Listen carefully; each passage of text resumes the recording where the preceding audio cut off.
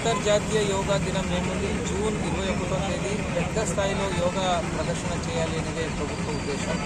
ప్రభుత్వం యోగాన్ని ఇంత సీరియస్గా తీసుకునే దానికి కారణం ఏంటి అంటే యోగా చేయడం వల్ల మనకు ఆరోగ్యం బాగా పెంపొందుతుంది.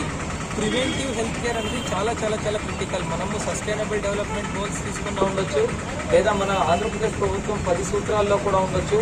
హెల్తీగా పబ్లిక్ని మెయింటైన్ చేయడం అనేది చాలా చాలా కీలకం. దానివల్ల పబ్లిక్ యాక్టివ్గా ఉంటారు. పబ్లిక్ నుంచి contribution to the gross value addition GDP ఏమవుతుంది అది కూడా పెరుగుతుంది. హెల్త్ కేర్ పైన ప్రభుత్వం పెట్టే పెట్టుబడి తగ్గుతుంది.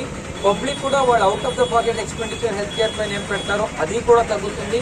నా స్వానుభవం కూడా చెప్పాలి అంటే నేను last year international yoga day రోజు నుంచి యోగా స్టార్ట్ చేశాను.